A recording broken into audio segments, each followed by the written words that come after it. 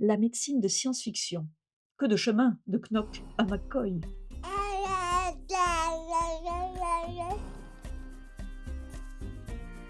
La médecine du futur, elle fait rêver. Sauf quand c'est dans un roman de Philippe Cadic, là, elle fait plutôt flipper.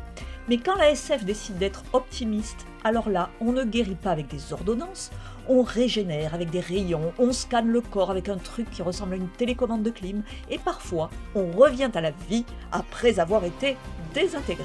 Et tout ça sans prise de singe. Prenons un classique, Star Trek.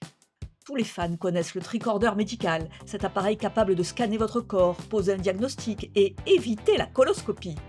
Mais au-delà du gadget, Star Trek propose une médecine préventive, ultra efficace, éthique et accessible à tous.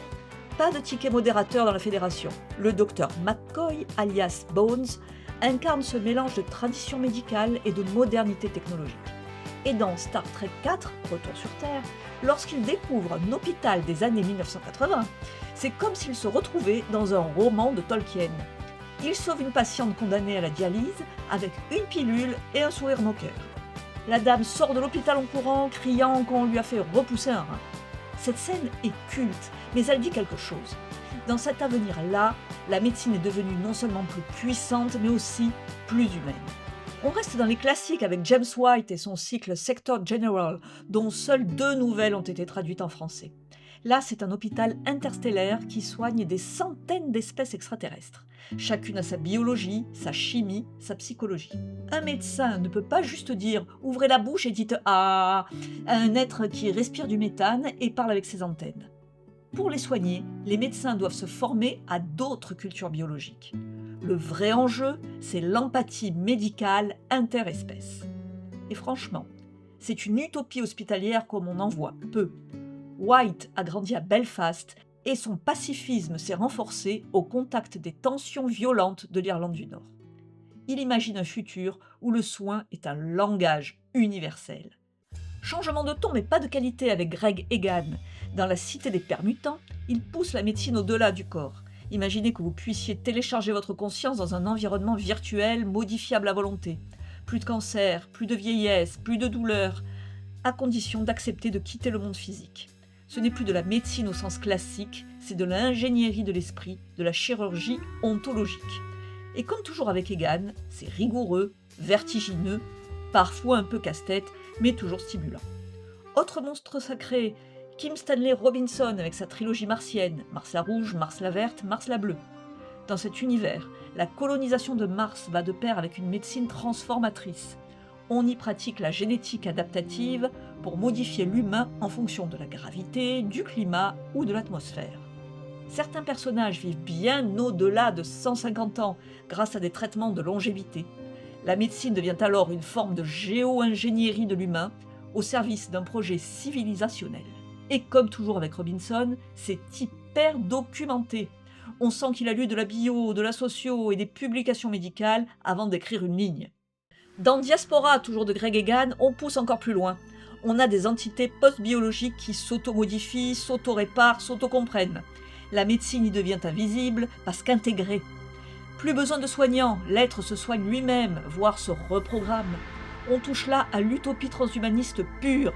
L'auteur aborde la question de la définition même de l'individu, du soin de soi et de l'identité, en montrant un monde sans soignant, où chaque être est potentiellement son propre créateur et réparateur, dans une dynamique de transformation continue. Côté visuel, Elysium de Neil Blomkamp frappe fort. On y voit des lits médicaux capables de scanner, diagnostiquer et soigner à la chaîne. Le laser vous efface une tumeur pendant que vous lisez le journal. Génial, oui, sauf que ces merveilles sont réservées à une élite vivant sur une station spatiale luxueuse. Pour les autres, il y a toujours le sparadrap et les antibiotiques périmés, sans CMU. Un futur technologiquement impressionnant, donc, mais à éviter. Dans L'Homme bicentenaire, adaptation d'une nouvelle d'Isaac Asimov, un robot veut devenir humain. Pour ça, il accepte de devenir mortel. Et c'est la médecine qui l'accompagne dans ce processus inversé. On ne le soigne plus pour le garder éternel, on le soigne pour qu'il puisse mourir. On est dans une vision où la médecine sert à donner du sens à la vie, pas juste à la prolonger. Profond, non ? Et dans le manga Planète, Makoto Yukimura décrit les impacts du voyage spatial sur le corps humain avec une précision bluffante. troubles musculo-squelettiques, dépression spatiale, vieillissement accéléré, la médecine ici n'est pas futuriste dans le style zappez-moi cette fracture, mais dans sa rigueur, sa prise en compte globale de l'humain. Un réalisme médical d'autant plus fort qu'il est rare dans le manga et qu'il souligne la fragilité humaine et la réalité du métier d'astronaute. Pour un futur plus baroque, on peut se tourner vers la caste des métabarons de Jodorowsky et Jiménez. Là, la médecine est techno-sorcière. On soigne avec des implants cosmiques, on ressuscite des corps explosés, on fusionne chair et métal avec une élégance gothique. Est-ce réaliste? Non. Est-ce spectaculaire? Évidemment. Parlons de The Outer Worlds, un jeu où la médecine a été privatisée à l'extrême. Résultat, soins automatiques de haute technologie, mais réservés à ceux qui peuvent payer ou qui ont l'abonnement premium. Les autres, ils signent une clause de non-responsabilité avant chaque intervention.